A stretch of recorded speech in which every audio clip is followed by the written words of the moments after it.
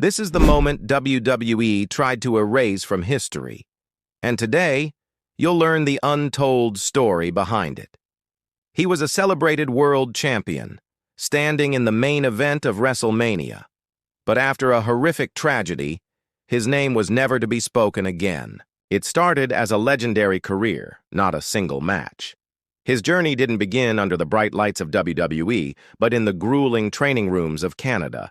Mentored by the legendary Stu Hart in the infamous Hart Dungeon, he learned a punishing, high-impact style. He honed this craft across the globe, earning a reputation in Mexico and becoming a legend in Japan. By the time he landed in Extreme Championship Wrestling, or ECW, he wasn't just a technician, he was a force of nature, earning the nickname the Crippler. His next stop was World Championship Wrestling, where he became a cornerstone of the cruiserweight division and a member of the legendary Four Horsemen, eventually capturing their World Heavyweight Championship. He was, by nearly every measure, one of the most respected and intense professional wrestlers on the planet. This was the moment everything changed forever. At WrestleMania XX, he faced two of the industry's biggest stars, Triple H and Shawn Michaels, for the World Heavyweight Championship. The final iconic image is him locking in his signature Crippler crossface submission, forcing the champion to tap out. The gruff, stoic, no-nonsense wrestler had finally reached the mountaintop. As confetti rained down, his best friend, the late Eddie Guerrero, who was WWE champion at the time, came to the ring to celebrate with him. Two men told they were too small to be main eventers now stood side by side, holding the two top championships. It was one of the most emotional moments in WrestleMania history.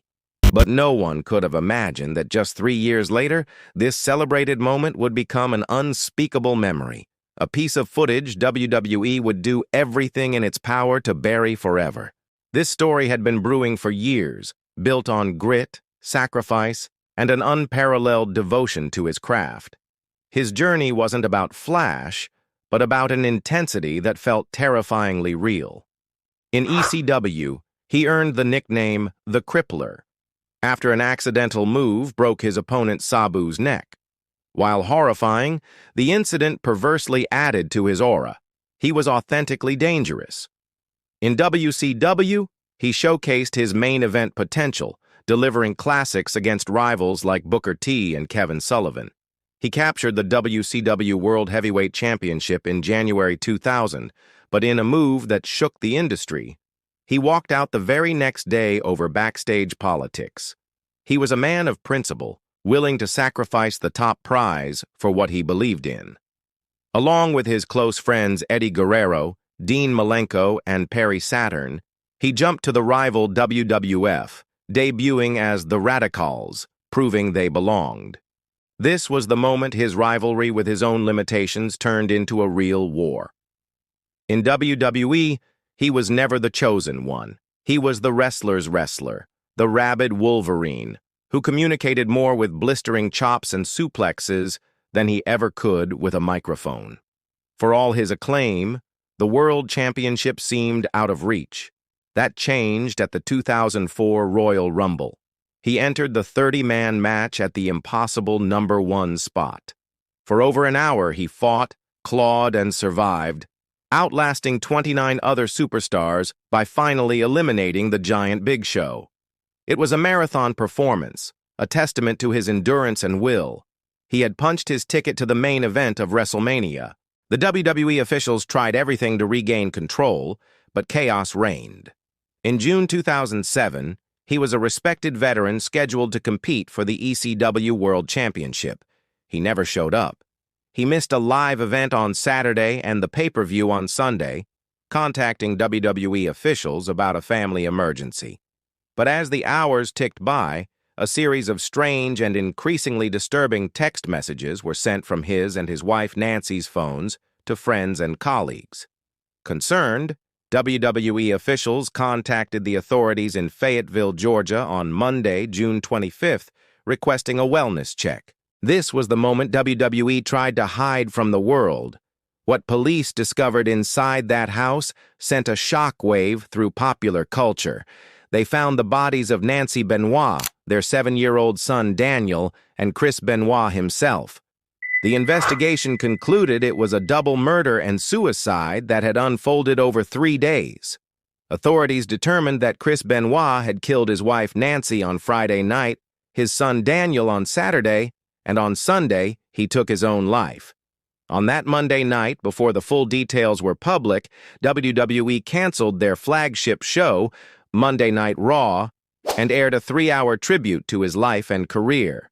But as the show aired, the horrifying truth began to break. The tribute instantly became a grotesque monument to a monster. After this, WWE archived the footage and banned him from TV. The very next night, Vince McMahon appeared on television, staring into a camera from an empty arena. He acknowledged the tribute, but stated, "Now, some 26 hours later, the facts of this horrific tragedy are now apparent. Therefore, other than my comments, there will be no mention of Mr. Benoit's name tonight." With that one statement, the process of erasure began. Merchandise was pulled, his website profile was removed, and promotional materials were destroyed. For a time, his matches were edited out of rebroadcasts. A former content director confirmed that for their Classics on Demand service, Benoit was a no-go, with his matches and even mentions of his name removed. But the fans never forgot this event, and it remains legendary. When the WWE Network launched, the company faced a new dilemma. Erasing him completely would mean mutilating entire pay-per-views. The solution was a quiet digital exile. His matches exist on the WWE Network, but you often can't search his name, and it is omitted from descriptions. Programs featuring him are preceded by a content advisory. He is history, but he is not to be acknowledged. It's a compromise born from an impossible situation. How to preserve the integrity of the product without promoting the man responsible for an atrocity. Even today, this event lives on in the industry's memory. In the search for answers, his father agreed to have his son's brain studied by the Sports Legacy Institute. The findings were shocking. Benoit's brain was ravaged by chronic traumatic encephalopathy, or CTE, a degenerative disease caused by repeated head trauma. Dr. Julian Bales stated that Benoit's brain resembled the brain of an 85-year-old Alzheimer's patient. The diagnosis shone a harsh spotlight on wrestling's culture, which had downplayed the severity of concussions. His signature diving headbutt and countless unprotected chair shots to the head were common practices at the time. The CTE diagnosis, while not an excuse, provided a horrifying context. It sparked a revolution in WWE's health and safety protocols, including banning direct chair shots to the head and implementing mandatory concussion protocols. This is the story WWE tried to erase, but we brought it back to life. The story of Chris Benoit is a chilling and complex tale with no easy answers.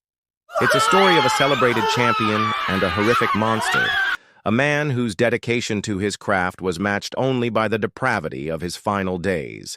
His legacy is a duality. There is the in-ring artist who achieved the ultimate dream, and there is the man who committed an act so evil it defies comprehension.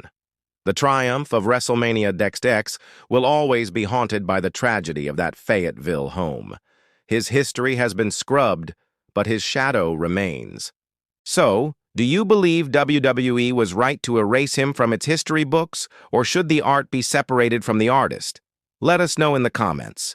And if you enjoyed this story, watch the next video where the crowd took over the entire show. Link in the description. Thanks for watching.